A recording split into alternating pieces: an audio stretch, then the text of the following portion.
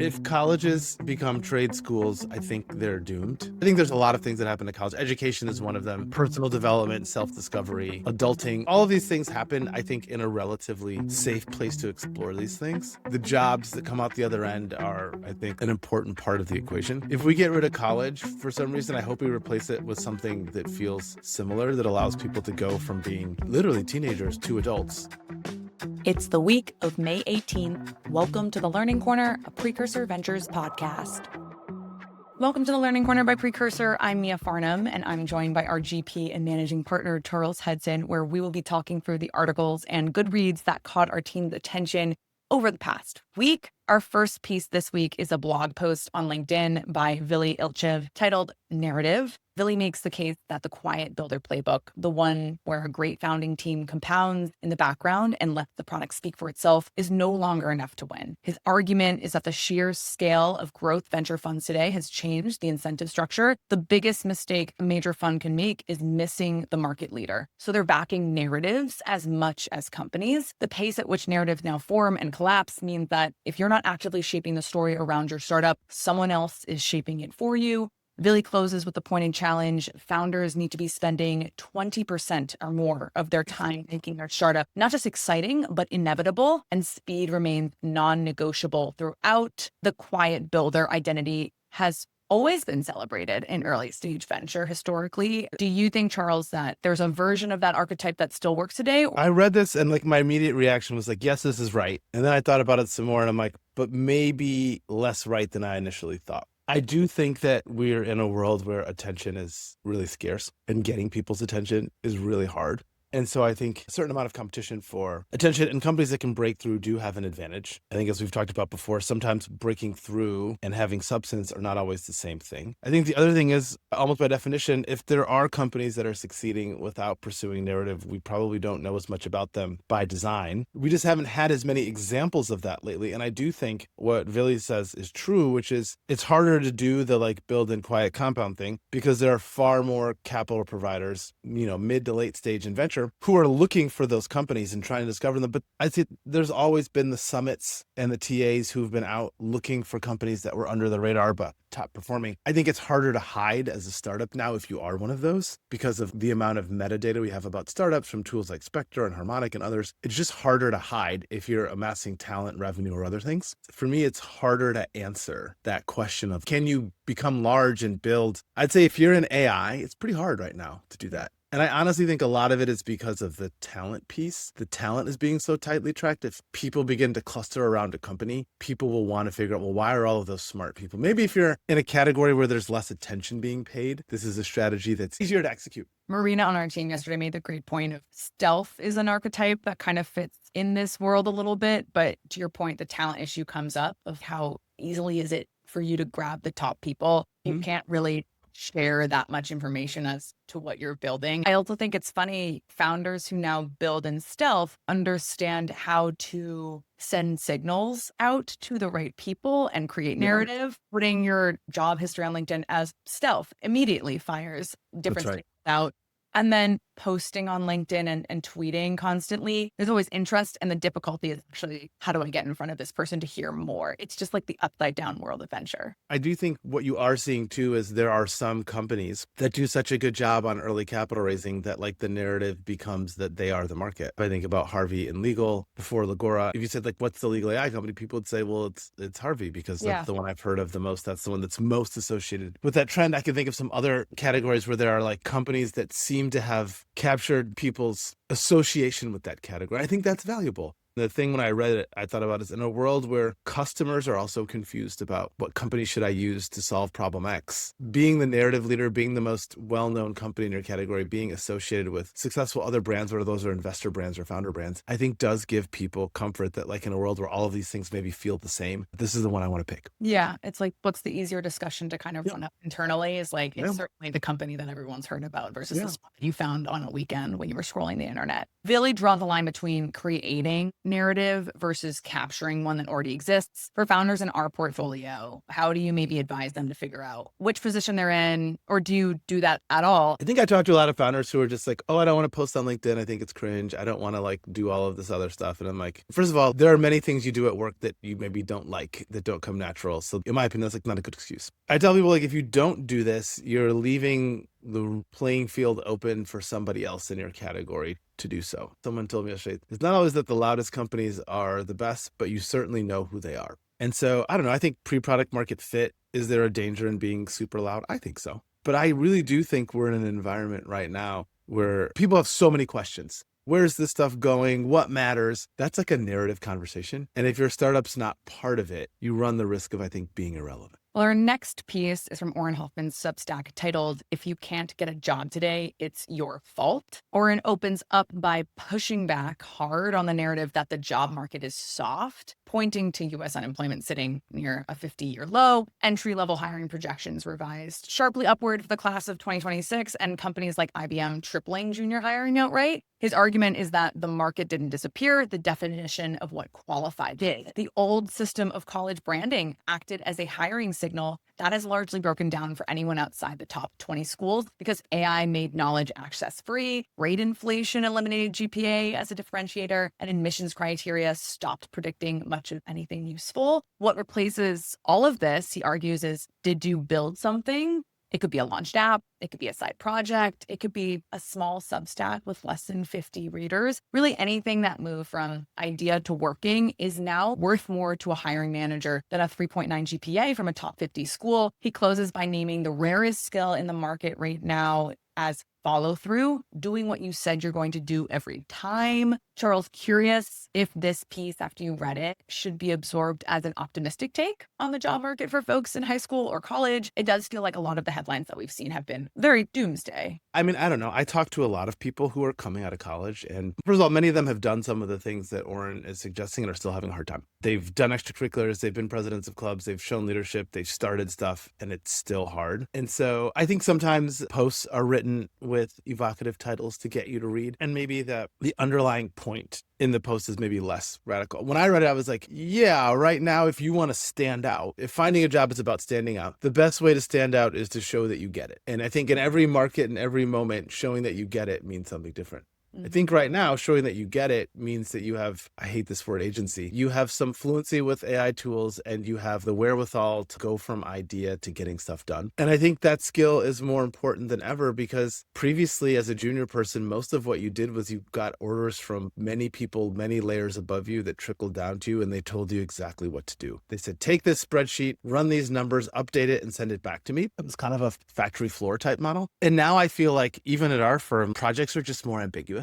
It's more like, I want to know what's happening in category X. That's the extent to which I can't tell you what to do. I can't tell you how to do it. I can't tell you what tools to use. And I think managers and hiring managers, executives are looking for people who can take these ambiguous asks and turn them into outputs, which has always been valuable. But I feel like at companies, you always had people who could take the boss's big idea and then scope it and refine it. And by the time it got down to the junior person, it was like, fill in the spreadsheet because the spreadsheet is going to go into this deck and the deck's going to go into a meeting and the meeting's going to go into a strategy offsite. And there's going to be an answer that comes. So your piece of the puzzle is very small. And now the CEO's like, hey, I have this question. I'm shooting all the way down to you. And I don't know whether you should use Anthropic or Exo or whatever tooling you should use. I know what question I want answered, and I want someone who's smart enough to figure out how to find the answer. And I think the more you can demonstrate to making something from nothing, the better your odds are. I think there's like a lot of validity to the argument of once you're in the interview process, saying all these things that you've built is really helpful. But I don't know if it solves for getting out of the stack of thousands of people who are applying for jobs. To your point of there are people who have done all these things, but can't get through the first barrier, which is just getting in the seat for the interview. I think has a lot to do with like, we also have to change and shift the way that hiring managers recruit, how people even screen for candidates. I think it's also important to talk about the world of tech and the world of everything else. I'd argue I know a lot of people who've done all of the things that Auren mentioned here and have a hard time finding jobs in tech, because you can't open X or LinkedIn without reading about a company that's laying off tons and tons and tons and tons of people. So it's very possible that the TLDR is like, it's just very hard to get entry-level jobs in tech almost no matter what you do, which might just beg the question is, if you've got these skills, are you better off looking outside of the world of technology to apply these skills? And I think those things Auren mentioned would absolutely help you stand out in that world. I know people from top schools who've done all the things he said, who have computer science degrees, which seemed like a great idea 4 years ago, who are struggling. And the answer is, it's not that they're losing out to other candidates, they're losing out to nothing. And so I think the part about the piece that I kept coming back to is like, there are some people who just aren't hiring. It's not about, did you do enough? It's like, they're just not adding people. When I talk to candidates, it's not so much like, oh, there was a job posting, I applied for it, and my classmate got it. 50 people applied, they didn't hire anybody. That is a story that I hear the most when I loop back to people who've reached out for help. Oh, they removed posting altogether. Last beat, he kind of predicts an enrollment crisis for universities outside the top 20, compression in student lending, and mid-level managers getting squeezed out as junior employees with AI tools outperform them. Curious, I guess, from you reading this, do you feel like any of these hold credence, or what things you're like, we need more time? I do think, I don't know, I have this sort of romantic view, which is if colleges become trade schools, I think they're doomed. And you could argue that there's a set of colleges that maybe the value proposition doesn't make sense. I think there's a lot of things that happen to college. Education is one of them. Personal development, self-discovery, adulting, all of these things happen, I think, in a relatively safe place to explore these things. The jobs that come out the other end are, I think, an important part of the equation. If we get rid of college for some reason, I hope we replace it with something that feels similar, that allows people to go from being literally teenagers to adults and to go through some of the exploration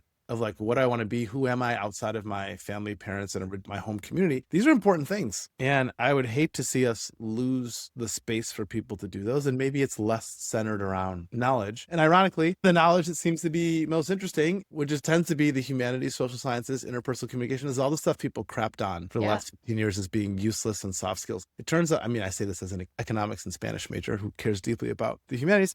I find it highly ironic that all the stuff people told people was a waste of your time apparently now is the only thing that matters. Yeah. And even I think we could look back at COVID and the college students who were there that got that taken away from them, that experience as a look into what that looks like when that experience is disrupted. My younger sister was one of them. And I think that transition into adulthood is different. And not to say, because there's people who don't go to college at all and transition well. But I think to your point, we just have to be able to find some sort of bridge that allows people to have the opportunity to experience what it's like in that safe environment. Our next piece is from Elena Berner's Substack titled, I See Work is the New Career Flex. Elena makes the case that the old corporate ladder, the one where your title and the size of your headcount were the primary signals of success, is being quietly dismantled. She introduces the concept of the high impact individual contributor, also known as the high C, a person with no direct reports who can do what used to require an entire team end to end and get paid like a leader for it. The unlock, as she frames it, is AI functioning as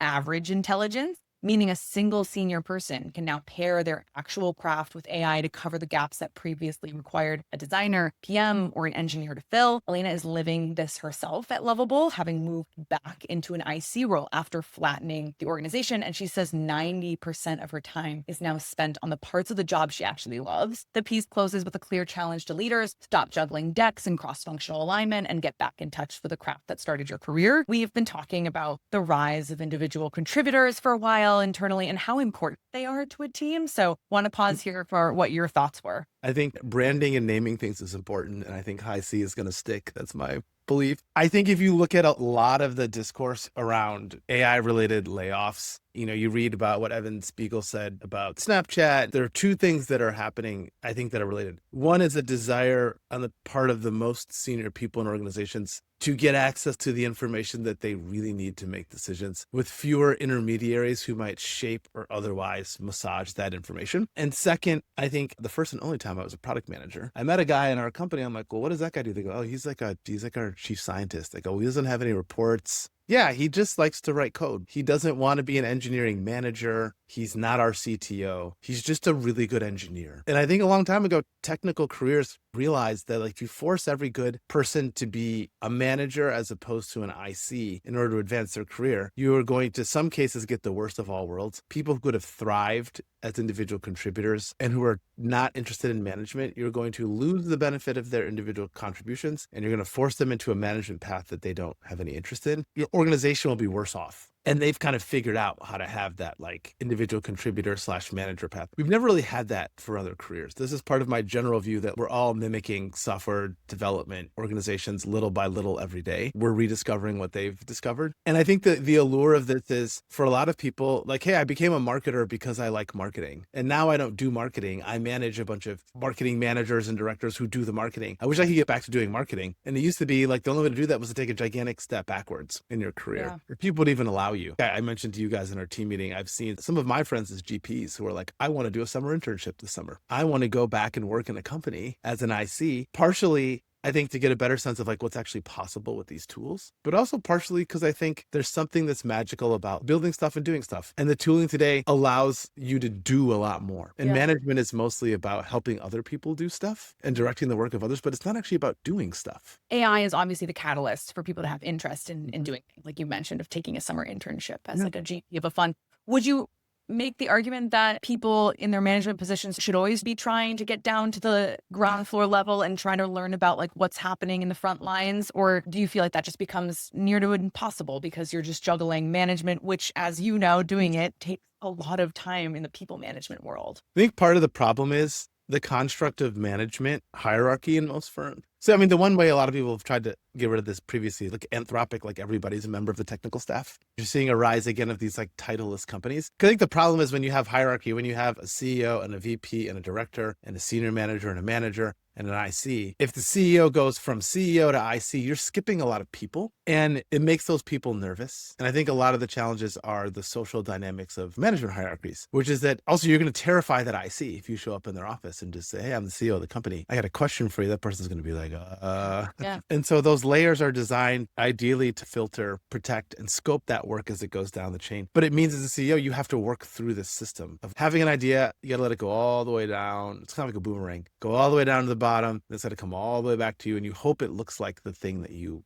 wanted. I think there's a lot of positives that'll come out of this. One of my biggest realizations as an adult when I came into the working world was that, oh, just because you're a manager doesn't mean you're good at managing people. No. Everyone who's had a boss can name a story of one that was just a horrible experience. And nobody tells you that when you're not in the corporate world. You just think that older people, more senior people are better at their job and also know how to manage people. Turns out completely different skill sets. I do think about, though, Elena, her model makes a lot of sense when you're talking about seasoned operators who have 10 to 15 years of craft under their belt. But I guess what happens to the generation coming up behind them if AI is absorbing the execution work that junior employees traditionally used to grow into? Where do the next wave of high ICs actually develop those skills, I guess, and make the differentiation of I would actually like to manage teams? And that's something interesting if they've never seen it done in the way that it was done previously. I really don't know. The only analogy I've been able to use, and it's not perfect, is I have a bunch of friends who were in consulting, investment banking, and law